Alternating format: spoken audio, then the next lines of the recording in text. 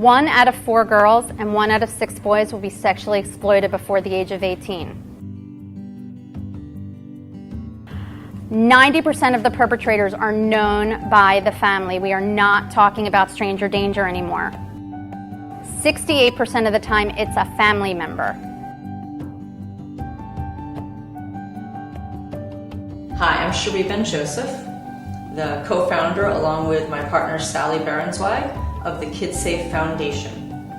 And today, we appreciate you joining us for this session on having the important conversations with your children about how their bodies are special and belong to them. Kidsafe teaches from a place of fun, not fear. And today, with you, we're going to cover a number of topics. We see teaching our children about their personal safety as just a part of our everyday parenting, like teaching them to say please and thank you. Our goal is to raise sexually healthy kids who are comfortable with their bodies and can recognize when a boundary has been crossed, and then know how to respond. In today's Kidsafe session, we're going to talk about the importance of having an ongoing conversation with your children about 1. Recognizing the difference between safe and unsafe touch. 2. That their bodies are special and belong to them. 3. Body boundaries, understanding that they have private parts and no one should be touching their private parts.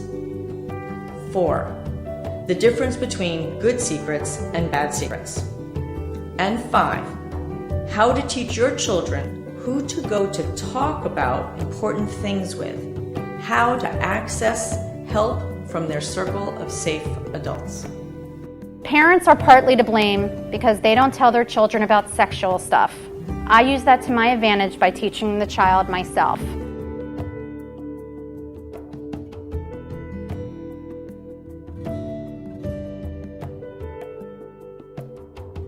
I can't stress to you enough the importance of talking to your children about their bodies, about safe and unsafe touch, about using the proper names for body parts.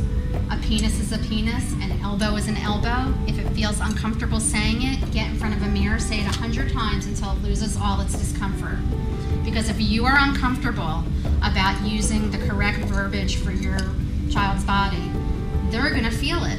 They're going to be uncomfortable as well. You send a subliminal message. The way we teach this lesson is by showing a picture of a boy with a happy face, and we literally say to the kids, this little boy was at school all day. When he got home from school, he got a hug from his mom. Is that a safe touch or an unsafe touch? And the kids say safe touch, and then we brainstorm with them. How does a safe touch feel inside? And they say warm and cozy and comfortable and safe. And then we show a picture of a little boy, and he looks kind of sad, and we say this boy was pushed on the playground by his very best friend on purpose. And of course I say safe or unsafe, they say unsafe. I say, how do you feel inside when you get an unsafe touch? And they say weird and confused and uncomfortable. And I want to tell you, they come up with amazing words. And we say, you are the judge if a touch is safe or unsafe by how it makes you feel inside. Picture of children in their bathing suits, front and back. And we point out the private parts. A lot of 4-year-olds don't know that this is a private part, and they need to. And basically, all we say is, you have private parts, I have private parts. We make them laugh. We say even the President of the United States has private parts. They all giggle. And we say, but nobody should be touching your private parts. You should not be touching anybody else's. Nobody should be looking at your private parts, and you should not be looking at anybody else. There's a page in here where an uncle comes to visit, and he says to the little girl, come give your uncle a hug. And she says, no thanks. And I say to the kids, is that okay?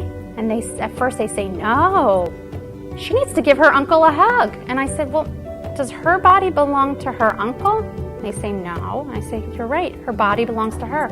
She gets to decide whether she wants to give a hug or a touch or a kiss.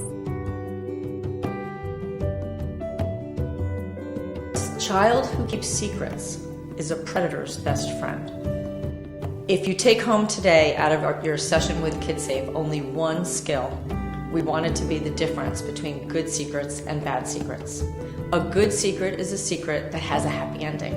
A child feels good to keep it and excited and special. It could be, for example, an upcoming surprise party or a special gift he bought for his brother. A bad secret, on the other hand, is a secret that goes on forever, that a child is carrying around like a weight on his back. A bad secret gives a child a feeling of discomfort, perhaps fear of telling, nervousness, and worry. A bad secret could be, for example, that his babysitter brought over friends for the evening and made him promise not to tell. And he wakes up in the morning and he's not quite sure what to do with that secret because he loves his babysitter and doesn't want to get her in trouble. But he knows that it wasn't a good choice. What should you do if somebody gives you an unsafe touch?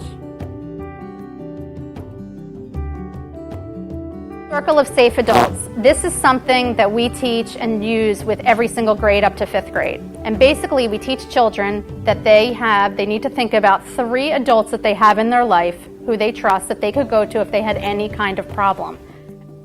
Here's an activity you can do at home with your child. It's called Circle of Safe Adults.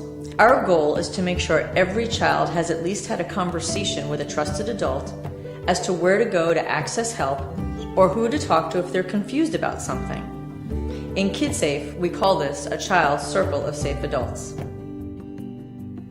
You have now been introduced to the Kidsafe language of safety that we use to teach children that their bodies are special and belong to them.